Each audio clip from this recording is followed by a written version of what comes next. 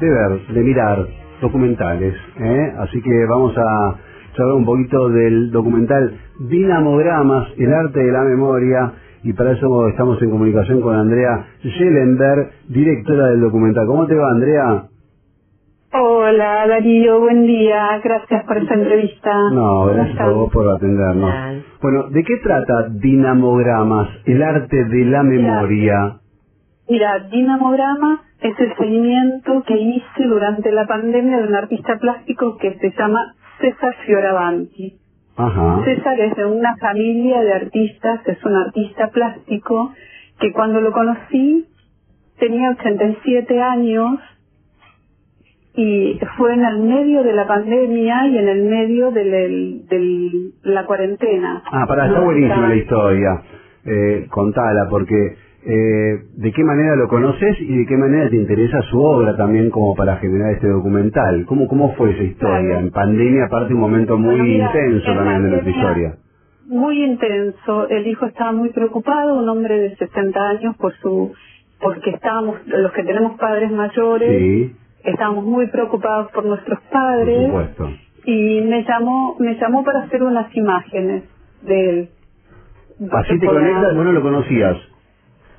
No lo conocía, no. Y entonces lo que me di cuenta es el vínculo que se establecía entre ellos dos, cómo lo cuidaba y el mismo César, en vez de estar pensando en la muerte, se puso a producir como siempre muchas de sus obras, ¿no? Claro. Muchas obras. Y empezó a pensar en el futuro, pero en un futuro optimista que iba a terminar y que podía ser una muestra colectiva con sus amigos.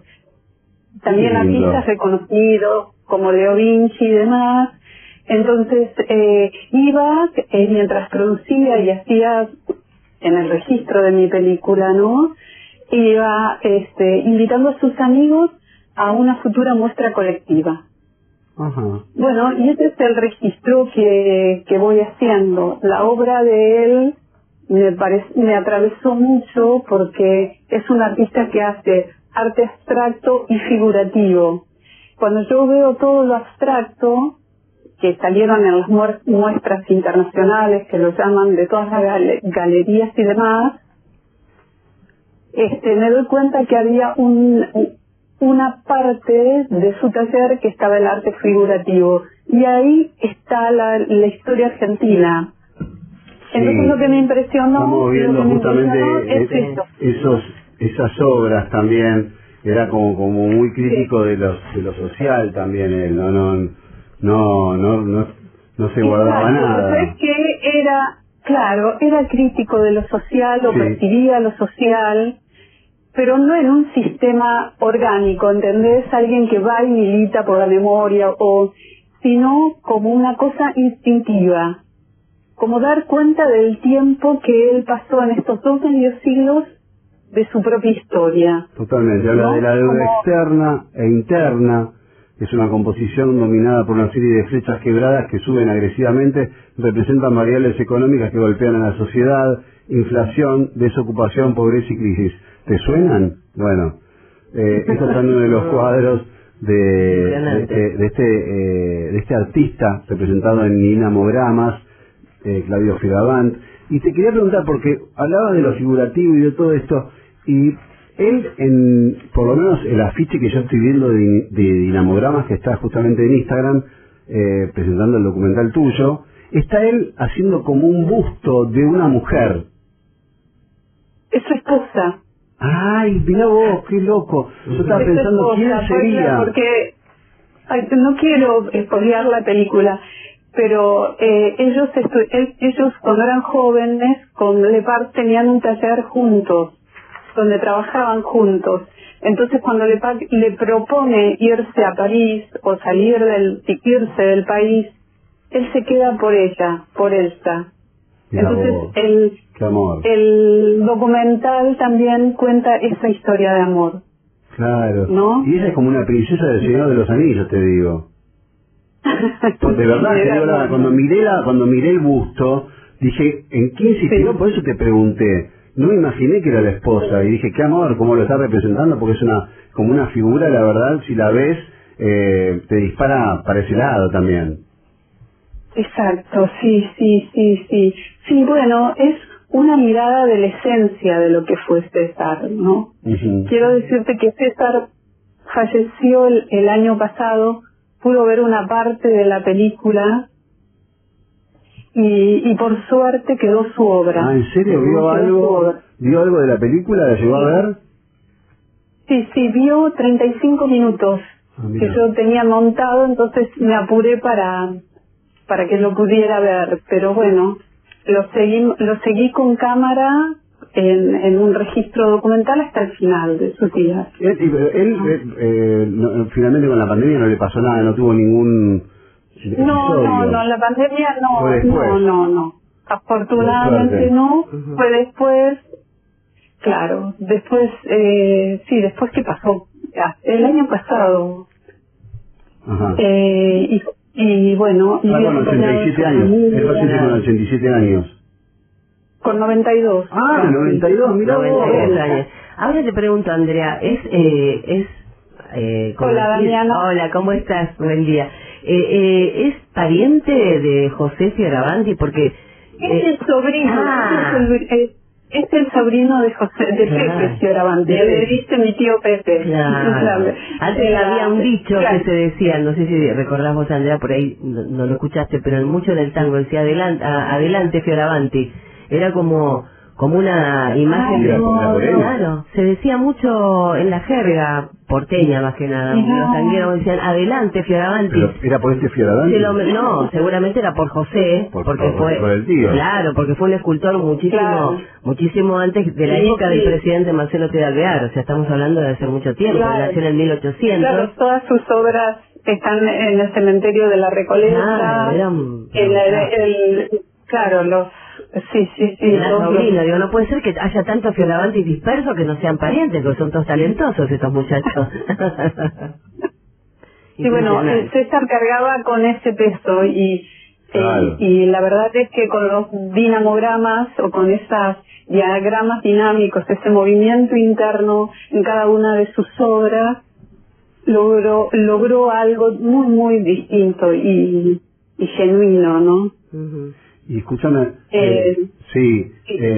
pensaba en este documental que te inspiró así de repente, como te contacta el hijo, pero de repente como que ¿qué te pasó? Porque una cosa es cuando uno se motiva con algo porque sí, y otra cosa es cuando te llaman para hacer algo y después vos te enamorás de eso que te llamaron para hacer, ¿no?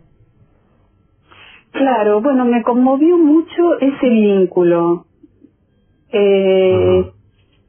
Ese vínculo, y yo también tuve un papá que estuvo con problemas de salud en la pandemia, pero y también me sentía muy identificada, esto personalmente, ¿no? Me sentía muy identificada porque nosotros cuidamos mucho a nuestros padres, ¿no? Mis hermanos y yo cuidamos mucho a nuestros padres, pero y a la vez la angustia. Nosotros nos encontramos en el jardín con nuestros padres porque teníamos miedo de contagiarlos, y entonces es un miedo muy grande. Y cuando vi como el hijo, como un Fioravanti, lo cuidaba, lo entrevistábamos en el jardín, con barbijo, era el mismo cuidado, me sentí muy identificada ahí porque era el mismo cuidado que nosotros teníamos con nuestros padres. Claro. ¿Él también es escultor o tampoco? ¿No? ¿El hijo no siguió? No, el hijo es productor cultural, trabaja en la cultura. Claro, están todos en el mismo ámbito. Indudablemente, es imposible no estar atravesado por la cultura con semejante familia. No, pero viste que a veces eso mismo te dispersa para otro lado también, que eso a veces. Puede ser, pero viste, al nacer y respirar todo arte por todos lados, es muy difícil que salga de otro palo, ¿no? Claro. Así que bueno, la verdad que el conectarnos con esto nos lleva a varios mundos, ¿no? Porque el apellido Fioravanti está desde lo periodístico, que también hay otra persona que no es Fioravanti, nos lleva en el fútbol, nos lleva para el lado de la época nuestra del 1800 con todas las esculturas también del tío Pepe, como le decía él, y nos lleva para este lado también, ¿no? Que también de alguna manera César hace una mezcla de lo que es actualidad con arte.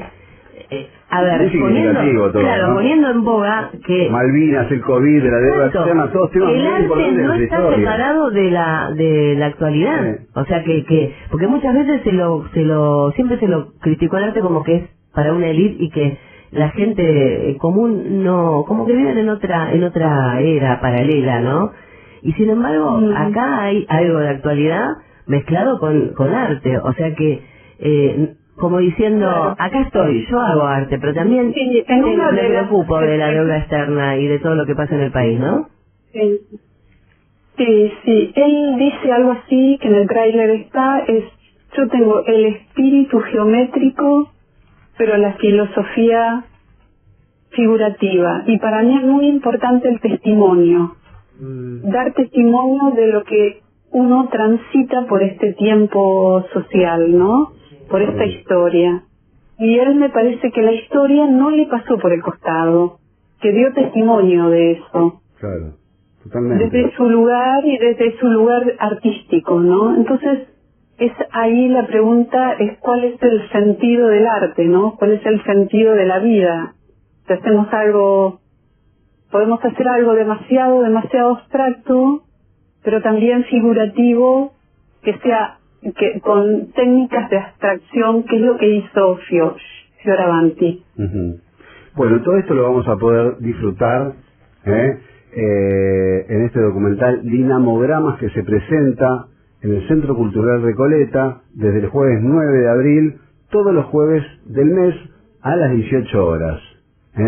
Así que agendarse todos los jueves de abril, la opción de ver en el Centro Cultural Recoleta, un lugar que tiene mucho arte, mucho para ver y para recorrer, todos los jueves del mes, o sea, todos los jueves de abril, 18 horas en el Centro Cultural Recoleta, Dinamogramas, el arte de la memoria, este documental basado en la obra de Fioravanti. Bueno, la verdad que Andrea, esperamos que sea un éxito y este estreno, este jueves que viene, ¿no?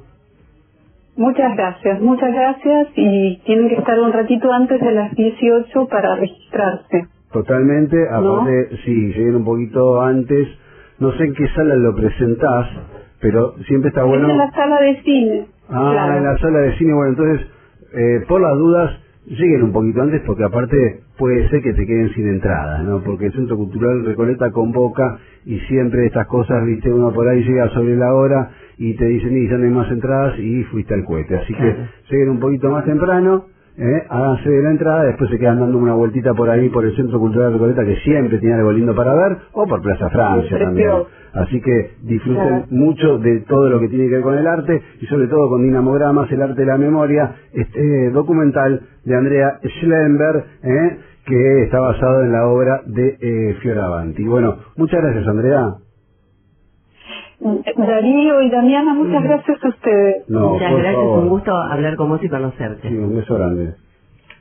Un beso grande. Buen fin de semana.